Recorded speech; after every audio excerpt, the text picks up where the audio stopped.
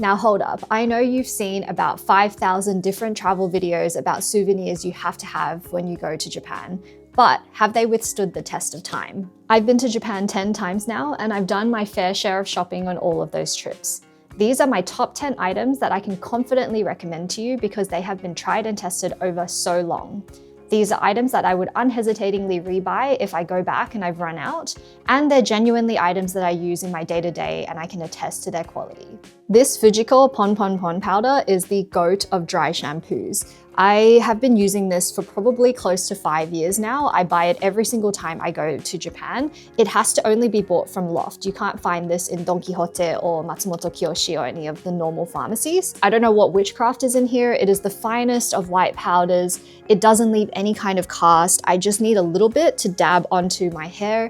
I scrub it in just with my fingers and the powder just disappears and leaves your hair feeling incredibly refreshed. I love this so much. This Sante Beauty Eye was definitely doing the rounds on Chinese social media in particular, but I have been using this for even longer, probably about 7-8 years at this point, and I buy it every time I go to Japan. The first time I used it, not gonna lie, I actually thought that I had dropped hydrochloric acid or something in my eyes by mistake, and I panicked. It is a very strong, cooling, menthol-like sensation, and it can take a while to get used to. I've never had another eye drop that has cleared up red eyes and bloodshot eyes as fast as this one does. This is so good for airplanes and just general daily life. If you're going to buy a hot water thermos, make it the Zojirushi brand from Japan. And I think the best advertising I ever got for the powers of this thermos was being in Banff in minus 28 degrees Celsius weather. My friend Gab had some boiling hot water in her thermos that we had left in the backseat of the car for an entire day. We opened it at like 7 p.m. at night when it was dark. It was like minus 30 degrees Celsius and the water was still steaming. And that was all I needed to buy this on my next trip to Japan. And I've used it literally every single day since. It keeps water warm just ridiculously long. I feel like it just has the most incredible thermal properties. And I'm a hot water girly, so I literally drink from this every single day and it has withstood the test of time. I think I bought this one in 2023, so it's about 2 years old. I have a pretty simple skincare routine. I'm mostly focused on reducing dryness and eczema. So the addition of this Hada Labo Premium Gokujun Hydrating Lotion, which is hyaluronic acid, has been an absolute game changer. This one is a little thicker than the standard Hada Labo Gokujun, but I find that it is really good for retaining moisture. The main thing to remember is to have a damp face and then use this to lock in the moisture. Definitely get this plus the refills. It lasts you forever. I think I bought one singular refill for this and the whole thing has lasted me probably 2 years. CanMake eyeliners. I discovered these CanMake eyeliners about 6 years ago and I have never looked back. These have been my daily go-to eyeliners ever since, but these are so affordable in Japan. They're about 880 yen each, as opposed to $13 in Sydney. Just these three will probably last me an entire year of daily use. And I actually mean daily. I'm wearing it right now. An incredibly creamy, long-lasting formulation. It has an extremely fine tip, so you can really get the right point for your cat eye as you need. I think my go-to is still probably the Foggy Plum because we all love a purple eyeliner situation. Get yourself a pair of Japanese scissors as well. These literally I bought from Daiso and for some reason they've been the best scissors that I've ever had.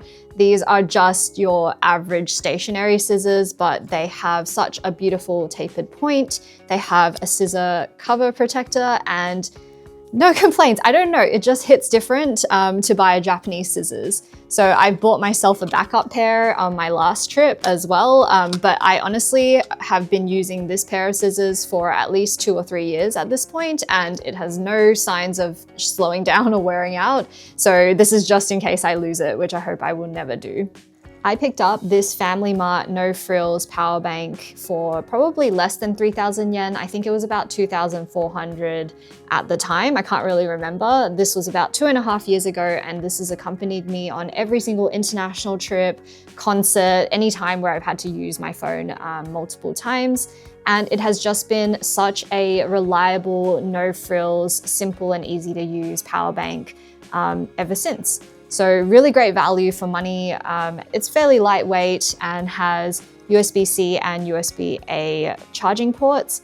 So I can usually get about 2.5 devices of full charge on a single 4 charge thing for the power bank, and I've never had to rely on anything else. This is less of a specific item recommendation and more of a general recommendation to look up different kinds of Japanese pottery to bring home. They make for excellent souvenirs, and they're also extremely useful and things that you'll use in your daily life.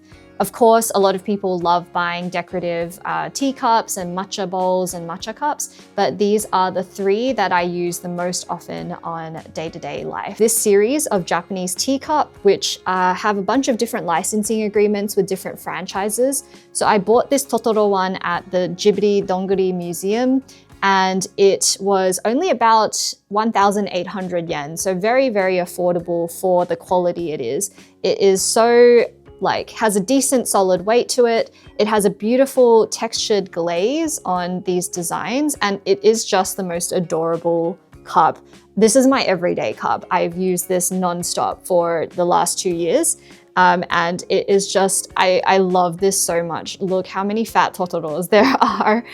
And then this time round, I also bought and found a tinier version, which features the Haikyuu characters.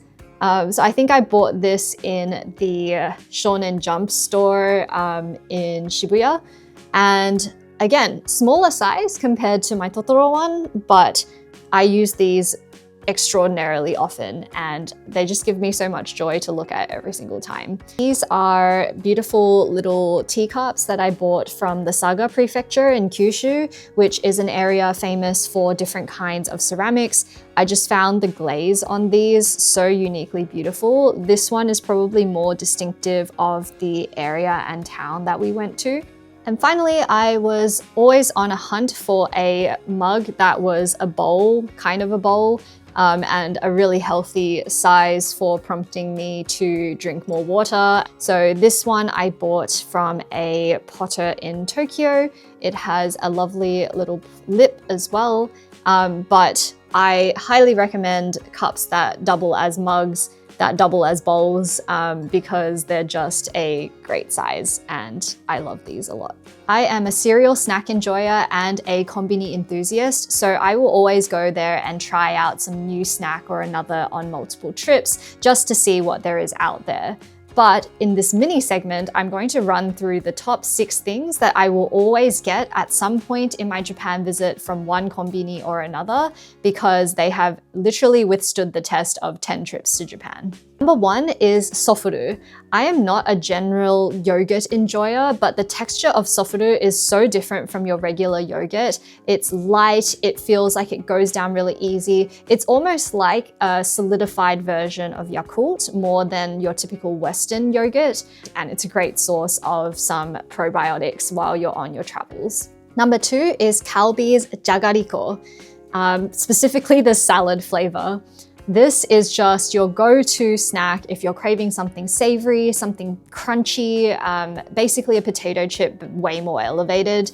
I will also add that the fresh version of this that you can find in Calbee stores in Osaka in particular, but also probably around Tokyo, is probably like the best version of fries that you're going to get. This third snack is my absolute ride and die. I bought it my first ever trip to Japan, and it's been 17 years, and I will still swear that this is my absolute best Pocky snack. It is Pocky, but specifically the super slim version called Gokuboso. And the same way that mini M&Ms are just superior to regular M&Ms, sorry, go fight elsewhere in the comments, but this will always be my number 1 Pocky flavor.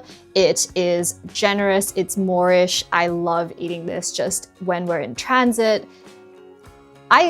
The fact that I bought this every single trip that I've been on for the last 10 trips multiple times should tell you that this is my ride or die. I am also a gummy enthusiast, and these 2 gummies have always been a mainstay on the checkout counter, despite all of the other things that I like to try every time I go to a konbini and visit.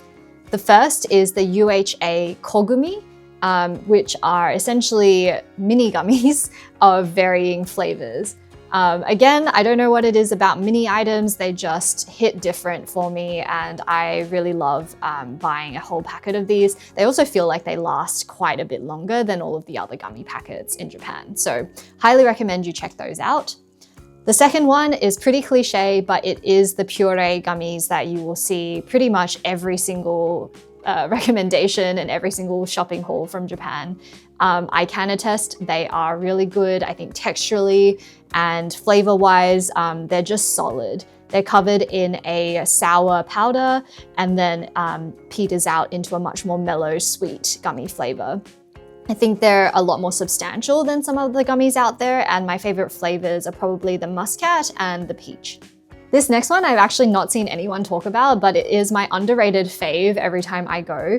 This is what I like to call 7-Eleven's We Got Shiroi Koibito at Home, which is essentially their home brand ripoff of the Shiroi Koibito Hokkaido specialty. What it is a piece of chocolate wedged in between two biscuit pieces, so like a sandwich. The 7-Eleven version is smaller than the Shiroi Koibito and comes in both the white chocolate and milk chocolate version. And I actually find the milk chocolate version to be superior to the white chocolate. I think it has very much the similar texture to the Shiroi Koibito, but for a fraction of the price. And you actually get quite a number of them in the packet as well. I am curious if anyone else has been an enjoyer of this, but I like it as a really solid snack, especially on road trips. And finally, I have very much dabbled in the Family Mart socks, which I think are just really cute if you know kind of souvenir. I've used it for about 2 years now on and off, and it is not like the best quality in the world, but it is also a pretty warming winter sock, and that's pretty solid by my standards. So definitely be on the lookout for the main ones, and then also they have special edition ones for Pride and various kinds of celebrations. The final souvenirs that I love collecting on every single trip to Japan are magnets. These are magnets for different regions. I like to buy one for every city that I've been to and build up a healthy collection on my fridge. And they come in so many different types of varieties. This gaudy Tohoku one I found at a temple in Yamadera, and really represents our entire adventures in the region. You can buy stickers and turn them into magnets if you can't find one that you like. So for example, I really loved this I Love Nagasaki one way more than any of the magnets, the actual magnets that I was seeing in the omiyage shop. So it's a sticker that I essentially just stuck little magnetic strips to the back of, and it now lives on my fridge. Same thing with this woven embroidered patch from the town of Asahi in Yamagata. Also a patch that was supposed to be iron-on, but I just turned it into a magnet instead with magnetic strips. I also really love this clear Hokkaido magnet with a bear in the middle. I am always on the lookout for more generational Japanese souvenirs, so if you have any that fit this criteria of being tried and tested over many different years and that you could swear by, please do leave it in the comments below. I would love to read about them and check it out on my next trip. Thank you so much for watching. There's much more 10 in Japan videos to come, so I will see you then. Bye.